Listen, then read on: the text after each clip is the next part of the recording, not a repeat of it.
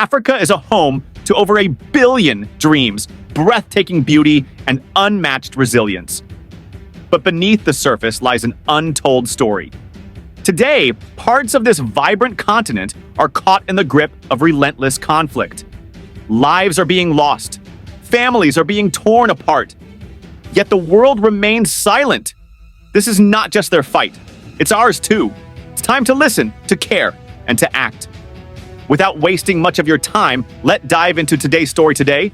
We are going to talk about Captain Ibrahim's arrival at Ghana's inauguration, met with widespread admiration and love from the people, the bond between a leader and their people. He loved by the people, but he has been hated by the leaders. The skies above. Accra roared with power as a military aircraft descended, its gray silhouette glinting against the bright afternoon sun.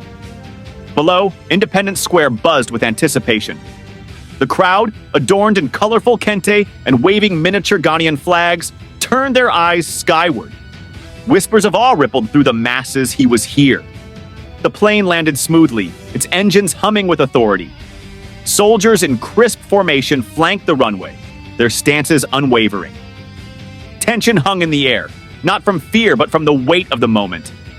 Captain Ibrahim, the man who had become a symbol of hope and change, was about to step into history. The aircraft's ramp lowered slowly, revealing the captain. Dressed sharply in his military attire, his shoulders bore the insignia of a leader, a protector, and a man who carried the burden of a nation's expectations. His face was calm, his stride purposeful, and his eyes, though scanning the horizon, seemed focused on a vision far beyond. He was heavily guarded. Soldiers encircled him in a tight formation, their movements precise and coordinated. This wasn't a mere display of authority, it was a necessity. The recent tensions with ECOWAS had made security a paramount concern. As he walked past the line of soldiers, the crowd erupted in cheers. Cries of "Ibrahim! Ibrahim!" filled the square, the sound echoing off nearby buildings. The people's admiration for him was palpable, their energy surging like a tide crashing against the shore. But Captain Ibrahim remained composed, his face betraying no emotion as he moved toward the podium. He didn't wave or stop to greet anyone.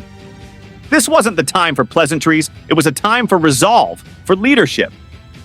When he reached the stand, he paused briefly, letting the noise of the crowd wash over him before raising a gloved hand for silence. The crowd obeyed, their voices fading into an expectant hush. He leaned into the microphone, his voice steady and commanding. Today, we gather not to celebrate a man, but to renew a promise to build a nation that stands tall and unyielding, no matter the challenges we face. The crowd erupted once more, but he continued undeterred. We stand at a crossroads, not just for Ghana, but for the entire region. Our unity is our strength, and our strength is our future. We will not falter. We will not fail. The square vibrated with applause, but Captain Ibrahim didn't linger. His speech was brief, his words sharp as a blade. He nodded to his guards, who closed in around him as he stepped away from the podium. The crowd watched him leave, their cheers growing louder despite the distance. He didn't look back, but he didn't need to. The people's love and trust followed him, a force as steadfast as the leader they had come to admire.